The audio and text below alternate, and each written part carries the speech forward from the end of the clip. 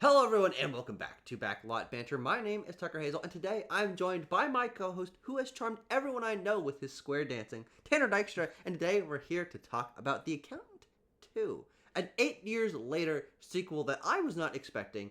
And now we have seen it, and we're here to give you our thoughts. But of course, if you have seen The Accountant 2 and want to talk to us about the movie or any of the other movies coming out or have come out, you can talk to us in the comment section or our Discord server, which is linked in the description of the video. Tanner Dykstra, Yes, The Accountant yes, 2, cinema is back. yes. Ben Affleck is back. He's leading a movie. How do you feel about The Accountant 2? Tucker, I was looking forward to The Accountant too because I watched The Accountant a couple of weeks ago. Quite liked it. I think it is a good movie. And then there were some glowing reviews for The Accountant too. I was seeing trailers. I was getting excited, and color me disappointed. I did not like The Accountant 2. I think it's quite a poor film on the whole, and really leaves behind anything that I found interesting from that first Yeah. film. My main thought coming out of the theater was just a funny visual of, two PAs, Tucker, in Hollywood, walking down the street a couple of years ago. They got coffee, they got piles of scripts. One of them for the film Accountant 2, and the other works for Angel Studios with his script for The Sound of Freedom. And they're walking down the street, they turn the corner, they bump into each other, script, pages fly everywhere, and they're scrambling, and they're like, I can't believe it. You got Sound of Freedom in my Accountant sequel. But it doesn't No one will really work the notice. other way. Yeah, no one will notice. No one will notice. Oh, and But I then noticed, there was Tucker. also the PA with the working man script. Like, oh shit! Oh, Oh no, he was just like grabbing things out of the air. He's just like, we gotta finish this movie. yeah, yeah, Uh, so yeah, I think it has some like weird, like border anxiety action movie stuff that I yeah. really did not find that compelling as a plot line. But yeah, at the same time, I think there is some blood in here from things that would have made a better Accountant sequel. The square dancing stuff that you already mentioned, the him and John Bernthal stuff Yep. in general, I think works. And like just the funny stuff that can happen when you're doing in like the Accountant or the Accountant 2 for that The matter. Accountant universe. Yeah, Um, the Accountant universe, like the silly little scenarios and stuff like that. I like those, but I don't like what the film does in general. yeah. I think this is a disappointment for me. Yeah. I feel similarly about The Accountant. I'm like, okay, this is a decent enough spin on on an action thriller. Um, Yeah. and I think that Ben Affleck is pretty good in that first movie. And I think almost nothing about that first movie is carried over here, except for what you mentioned, the Ben Affleck and John Bernthal sort of comedy, brotherly relationship, Yeah. I think is the core of this movie and easily the strongest aspect. I think actually Hmm. John Bernthal's performance is the strongest aspect of this Yeah. movie. He's funny. He is chewing scenery, like he's Yes. eating circles around the other cast members. Because Uh-huh. I also think Ben Affleck not that good in this movie. He Oh, did something interesting. where he Yeah. changed his vocal cadence to for Christian Wolf, the accountant. Yes. Uh, Classic character. and he sounds like Kermit the Frog now. And he's like Braxton, Braxton, Braxton. Uh-huh. And John Bernthal ends up mocking him at some point in the movie. I'm like, Yeah. okay, like a little brotherly back and forth, banter, Mhm. whatever. And then for the rest of the movie, I'm like, no, but he really does sound like that. And he delivered lines like this, guys. Mhm. I'm Yeah. the accountant. That's And a I'm good like, point because he that's doesn't. not really what it was like in the first movie. What happened? No, he's just more deadpan in the first movie. Yeah. It feels like there are ways that Ben Affleck, since 2016 has tried to make his autistic performance, less offensive, and then there are Didn't ways that work. he ways that in which he sort of missed the mark Yeah, and perhaps made it more offensive. I don't think it works at all because so there are two avenues to go down on this movie, and I frankly think that Okay. it is a disappointment in both of them, which is Mhm. the frankly the autism aspect of this movie, which is about Oh. neurodivergence, and there are these like Yeah. supporting characters that are Well, and we won't get into those. some of the craziest shit I've ever Yeah, seen in a movie. and then we've got the like crime plot of this movie, and like Yeah. the treasury and this female character who's in the first one who's like a The much bigger acquired- phrase here. the acquired savant syndrome villain God, of the film. So actually, honestly, Tanner, you said before, it's like, man, what is there to say? There's a lot to say about the accountant. That's a good point. Because there's just so much nonsense in this movie. And my It's a lot of main nonsense. criticism of the movie, even though I think Mm-hmm. Ben Affleck being kind of weird and annoying in this movie by changing his performance is a big criticism I have of it. Mm-hmm. My main criticism of it is the thriller mystery crime plot is so convoluted and has so many weird layers that for, I would say, the first 2/3 of the movie, until there's this semi-important reveal nearing the end of the second act, I'm like, I don't even know why they're doing any of this. I don't know who actually knows who, or what the goal is, or how they're figuring out where to go next. Like, it is so vague, and there's all these characters and people and places, and I'm like, it feels like I'm there with the characters and I don't know what's going on, and it makes me feel like the characters aren't as smart as they should be. I'm like, this is just so confusing. It's like a vague smokescreen of human trafficking and like, I don't know, man, just like all sorts of underbelly crime stuff. I'm like, it really is dialing up like the 2020s like Trump influence geezer teaser stuff, where it's just like, I don't know, vague ideas of like human trafficking and like underground crime in big cities or whatever. We'll get there eventually. Because like even for a good portion of this film, the action scenes are kind of few and far in between. Oh, absolutely. No, I'm to the majority of this movie, Tanner. Which is true of the first film as well, obviously, but that first film is at least supplementing it with like him doing his problem solving thing. I think that is displayed in a filmically interesting way in that first film. And it's not done here. Here they're like they're not doing like his crunching the numbers tax crime stuff. They're doing like red twine and push pins, like trying to connect crimes together thing. And it's just not as interesting. And you're right, you never get a sense of the progression of the story or the progression of the solving the mystery, because the first thing they do to try and solve it is they call over some prostitutes and kidnap the pimp, because they just know that this pimp is connected somehow. His name was mentioned by one of the women who was scared at like the pizza factory or whatever, and then I'm like, oh yeah, and like that's again, it's just very loose. And frankly, when they like hire the prostitutes or whatever, I'm like, what the fuck is happening? Like, why are they doing this? And how do they know that these prostitutes work for this guy? And John Bernthal just like is immediately like caught up to it, even though it seems like we're like showing things happen in real time. And I'm like, and so that mystery aspect of it and watching the characters figure things out, I think is incredibly unsatisfying in this movie, and made me, as the movie was progressing and realizing that I wasn't understanding it better, I'm like, I just felt really checked out of the drama and of the progression of our characters, because there is this core group that we're following of Ben Affleck and John Bernthal and Mary Beth Medina, this agent that works for the Treasury, and I'm like, I only kind of understand why any of them are particularly invested in this, and so it just makes me feel like really awkward about like the group dynamic, especially because this actress that plays Mary Beth Medina, I'll get her name, Cynthia Addai Robinson. Like, she was a supporting character in the first movie who was given a decently interesting backstory, and almost none of that carries forward here. The stuff that I thought made her interesting in the first one. She's like the morally upstanding law character in this one, who's like, we can't just be murdering and kidnapping people. We have to do things the right way, like the law says. It feels really ham-fisted. And there's even some really eye-rolling stuff that's like, we can't kill people with impunity. We're the federal government. We can't spy on people. We're the federal government. Yeah, and like, so let's tie in this like awkward criminal plot that we agree doesn't really make a lot of sense and isn't particularly engaging with the other aspect of the film, which is like, oh man, neurodivergent people have these crazy skills. And the movie leans cartoonishly into it. It was an element of the first movie that made it somewhat more distinct and gave Christian Wolff a different persona as a leading character. But in this movie, they're like, it's basically autistic X-Men. And I'm like, what the hell is going on? Oh, And the 'cause worst in the offender first of one, this is the yeah, scene go.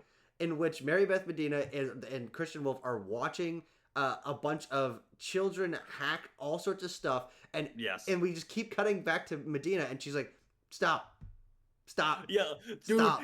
she says, "Go, you have to stop this. Please stop. You have to stop this. Please stop." Her voice box was stuck on a loop. It's so It was weird. crazy. But yes, so Tucker, you mentioned it already, but yes, there is a army of autistic super hacker children that live at this institute that Christian Wolf went to when he was a young child. Yeah. That's also where his like oracle, his Yes. lady in the chair, she's lived there. She is nonverbal, but she speaks through like a text to speech thing. Yeah. And she like does all the research and hacks all the things for him. And she has a gaggle of apprentices that are also similarly hacking for Christian Wolf. It is insanity. When we do that, because in the first movie you can almost forgive if you want to the like. All right, well, maybe this isn't the best representation of like neurodivergence and autism. Yeah. By like, well, he was also like trained by a super weird militant Yeah. dad, so like that's maybe why he's also a savant and Yeah. like I an think that's expert definitely killer and yeah. stuff. It Yeah. makes sense for his character, and it Yes. ends up When sort we're of being extrapolating it yeah. out. The first movie ends up sort of being like a wish fulfillment thing of like, oh man, what if these things were applied to like basically being like a superhero kind of. Yeah, And yeah. in this movie, because they extrapolated out to these other kids, and they also give his Oracle type character like a bigger role, a lot more screen time. I'm like, Yep. Hmm. ooh, I don't know how I feel about this because it the these sequences feel like they're trying to add some like extra texture to this world, sort of like John Wickify like the edges of it, where like there's like Almost feeling like that. and I'm like, It- but these characters aren't like interesting. Like they don't have like they're just they kind of don't have sitting there. lines. No, they Yeah. and when they do, it's like very minimal back and forth. And I'm like, Uh-huh. and I don't understand why this is like allowed to happen or what like do these kids like it? Do they know what they're doing is illegal? It It feels also manipulative feels and odd. if you exactly it feels really weird if you think about it Yeah. for even a second. It was like so this like institute for neurodivergent children is like training them to be hackers and soldiers kind of like what the fuck. Yeah, and then it also And gives we're supposed to feel like warm and fuzzy when like we rescue the kid at the end of the movie and bring him there. It was like, whoa, I mean, he's like, oh, he could be a soldier just like the rest of us. I was like, whoa, hold on a second. yeah, well, that's the implication. Yeah, and it Yeah. gives the heroism of our characters an awkward tinge. Again, I think that an element of the first movie that gave Christian Wolf a more human side is that while he is a soldier and ostensibly an assassin and all of this stuff, he also is very charitable because supporting Yes. the care of neurodivergent children is very important to him because it's something he didn't Right. receive as a He child. donates like millions of dollars Yeah, to this and institute so you're like, or oh, whatever. all right, there's some texture here about he's Yeah. very rich. You know, he lives relatively simply, but Uh-huh. he donates a lot because of this, and so like Mhm. it ties it together in that loose way. And then there's a reveal at the end of that first movie that that the British woman on the phone is actually this other Yeah. nonverbal autistic woman from the Harvard Institute. I'm like, okay, all right, you know what? That's a fine setup. Here's another problem with The Accountant too.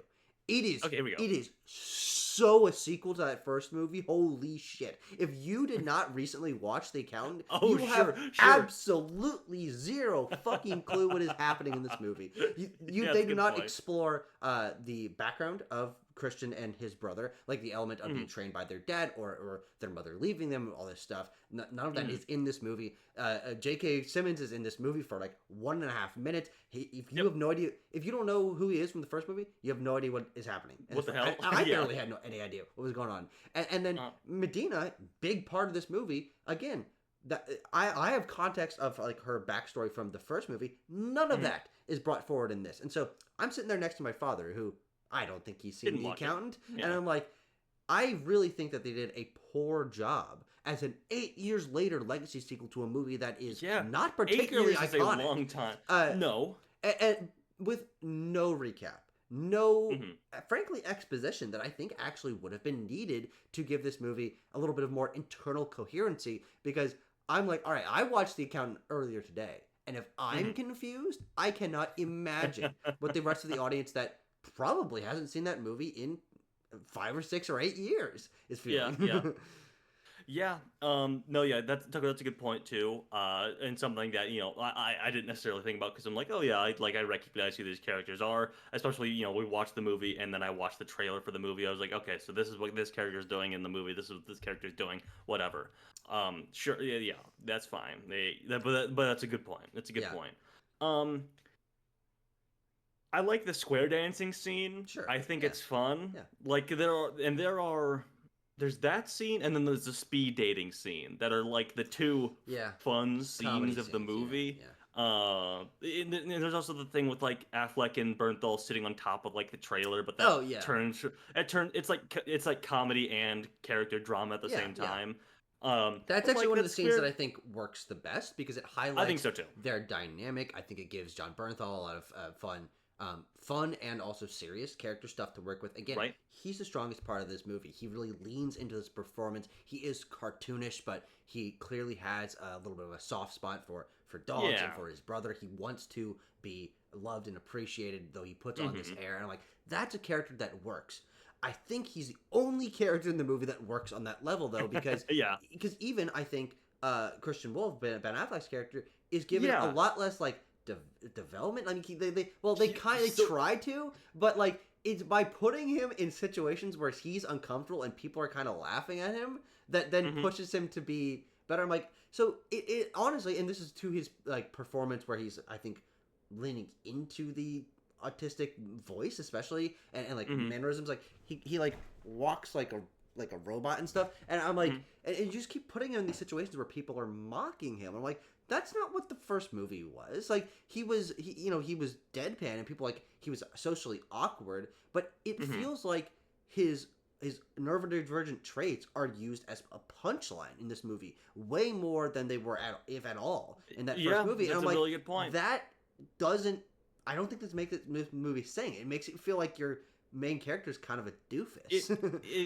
yeah, it really feels like we're moving backwards in terms of that because he's like basically respected in that first movie from Yeah. memory, Hmm. like for his abilities and for his skills and everything like that. And there is the scene that I recall at least with Anna Kendrick sitting on the steps where she's like trying to start a conversation with him and he's being very curt and giving like Yeah. pointed answers and not Being very no literal. exactly, not corroborating in the social dynamic there. But no, in this one, you're right, Tucker. There is a lot more like, it's almost like a Sheldon Cooper thing of like, Yes. I reverse engineered your algorithm, and I was able to pick out the right answers for these women so they will want to date me, and I was able to take these silly pictures. Look at my silly pictures because I am smiling and I don't know how to smile correctly, and all of this stuff. The square dance scene is less that. I Yeah. think because there seems to be a woman who like is interested in him, but he doesn't know how to talk to her, and that's frustrating for him. Yeah. But he's able to go out and do the square dancing because it's like it's a repeated pattern that he's able to pick up on. Like that feels a little bit less offensive, I Yeah. guess at It's more least, genuine. because Yeah. he's like genuinely having fun with it and stuff like that. He's like laughing. He's got a weird laugh, but that's neither here nor there, I guess. And then they get into like this bar fight, and he wants the cowboy hat guy to punch him, correct? Because He he wants wants his him to brother to fight have a him. good time. Because he knows his brother likes Yeah, to that's a fight. good that's a good point. That's Yeah, yeah, literally yeah. what happens. Yeah. And it's a fun scene. It's a Yeah. fun there's the freeze frame on John Bernthal, there's the cut to the I people can't being believe thrown out that's in the this movie, windows. Tanner. I It's can't believe the it's freeze frame is in this it's so fucking movie. funny. Oh my It's so funny. god. And there's the hard cut to the people being thrown out the window. It's funny. It's fun. It's a Yeah. fun good time. But then after that we completely leave behind like the accountant like Christian Wolf wants like a wife or a girlfriend or someone or Yeah, something like that. never comes around. We leave that all behind The, because we the have to. only element of like that and like I guess his relatively newfound connection to other people that we then explore more is that he's really worried about Medina. He's really worried. I'm like, where'd this come from? I mean, you don't really know her Yeah. that well. Like you're working with her, and I think you have like a decent enough like working dynamic. But like Yeah. him getting like protective and emotional, and like the scene where he's on the motorcycle, I'm like, I don't know. I don't know if I really like Buy buy that. that. Oh, Tucker, we should also we have not talked about the acquired savant syndrome assassin that's in this movie. Who is her husband and her child crossed the border into America. Her husband was killed. Her child was taken to a child prison camp that just exists in Mexico Yeah, in somewhere. Juarez, yeah. And she became a waitress in Los Angeles. But then she was going to be assaulted by some random people in a parking garage. So she gets in a car accident trying to get away from them. Has a coma. Is in a Screws up coma. her Completely face. loses. Yeah, she gets facial reconstructive surgery because she gets this car accident is so bad. And then because of a theoretical psychological event called acquired savant syndrome, becomes a very like astute and very talented assassin. Yeah, And she like with a amnesia. pseudo with amnesia, who's like a pseudo villain in the movie, who by the end is not reunited with her child, Yeah. right? Well, And Medina tells her or some. Well, one of them is on the phone, I think, with her, and like tells like, yeah. oh, if you go here, this is where your kid Mhm. is. Yeah. Doesn't she gets revenge on the guy that orchestrated her family's death slash abduction. No, he was the He's like head of the human trafficking Trevor. thing, Yeah, he's the right? one doing the whistling, Yeah. like picking them out from like the lineup or Yeah, whatever. Yeah, that's a good point. Yeah. So But she does get that revenge, yeah, but yeah. she is a character that feels like she's going to be more important to the plot. Yeah. And she Yeah. is on a plot level. The reveal is where she realizes that she is the woman who they've been looking for, Eliza or something like that. Something, yeah. Edith, maybe. Maybe. That's the Yeah, reveal that I was talking about, I'll look. where things like tie together a little bit better. I'm like, okay, this plot line of this assassin character and the human trafficking thing are actually one plot. It wasn't clear up to that point. But Mhm. then that plot line is really kind of dropped because she's not really involved too much in the rest of the movie, and our two protagonists go and save the kids on their own, which I think is a Mhm. decent enough action sequence. But it means that like Yeah. the threads of villains in this movie are really really loose. I mean, just crazy Mhm. loose. You have this guy who runs like the fish market, who's also the human trafficker guy, and then there's like Yep. there's this pizza guy, and there's this like the pimps and stuff. I'm like, and there's There's, like- sniper guy that I'm like, Yeah. what's happening here? And, like, it doesn't feel satisfying at all. It doesn't feel interesting to learn about. They feel barely connected, and Mhm. by the end of the movie, you're like, no, I mean, like they really are just barely connected. Like It's- obviously in it's a s- reality, there's like a connection Uh-huh. between this stuff, but the There's movie a has no pyramid. is not really interested in exploring that. It's a slightly better version of the a working man villain Yes. problem, where there's just too many of these things. Like, why Yeah. are we? Because I get we're trying to do like the crime syndicate or whatever, but like you got to tie these things together better. Otherwise, it's just nonsense, and it's just bald guys and more bald guys and more bald guys. The final action sequence, if we want to get towards wrapping up here, Tucker, Yeah. is okay, but like that final action sequence in The Accountant from 2016 is actually really solid. Like it's directed very well. The lighting is interesting. It's in this interesting mansion. You see Christian Wolf getting to like one man army these guys in interesting ways. Outsmart them and everything. And this is just like going in guns ablazing, taking out guys from behind pickup trucks and explosive barrels and Yeah. stuff like that. It's relatively generic. It's very generic, way more generic than I was really hoping for. Because when we got there, I was like, it is the kind of biggest a action snooze. sequence in the movie. Yeah. Because as you mentioned earlier, this movie slows to a crawl for like the middle hour and 15 minutes. I mean, I was sitting there, I'm like, I cannot believe we are still doing this. And frankly, it honestly feels like nothing happens. Like, he calls his brother, and we get like an introductory sequence to his brother. His brother shows up, and then it's just like they're just kind of just like palling around for a while. I'm like, Where's Yeah. the like? Aren't you worried about this? Like, what? Yeah. Where's like the What to tension? what There's no level is tension. this like an important thing? Yeah, Yeah. and to that actually to that point again, the goals of the characters. Like, the only reason that Christian is interested in this is he has a hunch that the human trafficked child is also neurodivergent, which ends up being true. But like, Yeah. I don't think that's a How? particularly compelling main character motivation, to be honest. I wouldn't say so either. Like he's like, well, I will only rescue the autistic trafficked children, I guess. I don't know, man. Yeah, and they're also just able to track that place down relatively Oh, easily. real Just like fast. this, Yeah. just this vague compound that exists in the desert. It was like, oh yeah, we got it. We know Yeah. where it's at. And the British voice is on the phone. She's like, Mhm. you're 11 minutes away. I'm like, huh? What? They were just driving in the Mexican countryside, and they're like, oh, we're basically there. Perfect. What the hell? Yeah, I don't know, Yeah, man. This movie is just weird. It's yeah. a bunch of unconnected threads. I think that the protagonist is actually treated weirdly in this movie, and I think the performance is not particularly great. I think it's levied up by the core dynamic between Bernthal and Yeah. Bale, not Bale, the other fucking Batman, Affleck. Affleck. But I really don't think the movie has almost anything else going for it. I mean, there's not even like Yeah. the cool regimented problem solving that I think made the first No. movie unique. The It fight looks sequences, worse. yeah, Yeah. absolutely. It's just I don't know. I just think this is kind of a snoozer. Yeah, it is a real snoozer, a big disappointment for me, who kind of enjoyed that first film. But Yeah, yeah, my opinion on it has certainly gone down since we started this conversation, Tucker. I'm gonna go. No, I'll still give it a 4, I guess, 4 out of 10. yeah. I'll say 4 out of 10 as well. I was just bored for a lot Yeah, of it, and I'm like, oh yeah, man. yeah. All right, well, that brings us to the close of our very spoiler-filled discussion of The Accountant 2. No. If you enjoyed this movie and want to Sorry, call us folks.